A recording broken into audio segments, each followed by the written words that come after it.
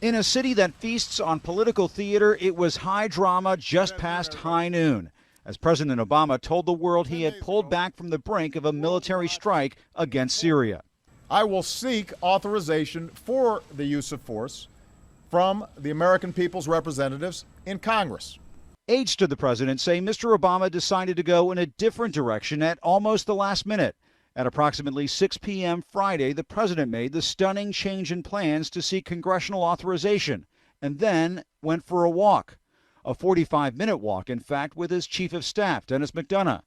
At approximately 7 p.m., the president announced his decision to his national security staff, sparking a heated debate.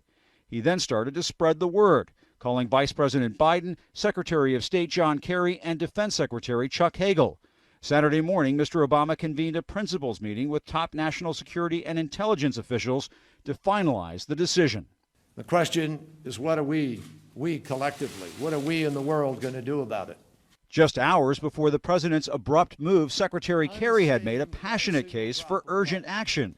Instead of being tucked safely in their beds at home, we saw rows of children lying side by side, sprawled on a hospital floor, all of them dead from Assad's gas.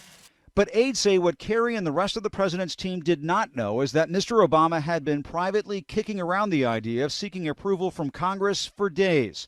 As Kerry was turning up the heat, the president seemed to be turning it down. I am very clear that the world generally is war weary. Certainly the United States it has gone through over a decade of war. The American people understandably want us to be focused on the business of rebuilding our economy here and putting people back to work. And I assure you, nobody ends up being more war weary than me. As it turns out, administration officials say the president was listening to members of Congress who wanted in on the process. Well, I think it's incumbent to always obey the Constitution. The rule of law is something our country's founded on, and I would ask Congress to come together. The 64 members of us who signed our letter want to make sure Congress is called back in session, debate the issues, the facts, and then vote on whether or not we should engage militarily.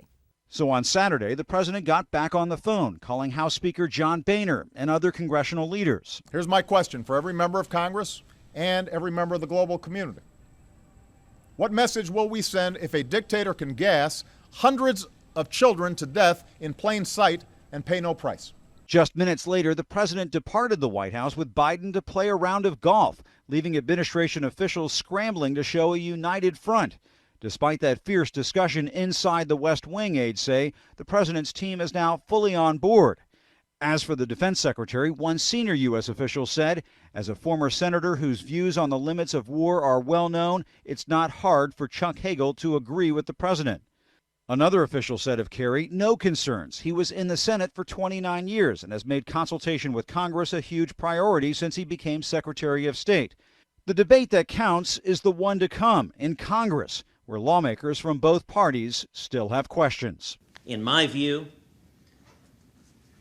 U.S. military force is justified only to protect the vital national security interest of the United States. And to date, the administration has not focused on those interests. I don't see where America is threatened. I don't see where our national security is threatened.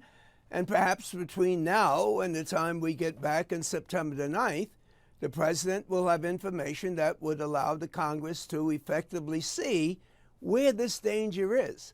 Administration officials say the president still reserves the right to take military action. As one top official put it, the commander-in-chief still has the authority to act, even if Congress says no. Jim Acosta, CNN, the White House.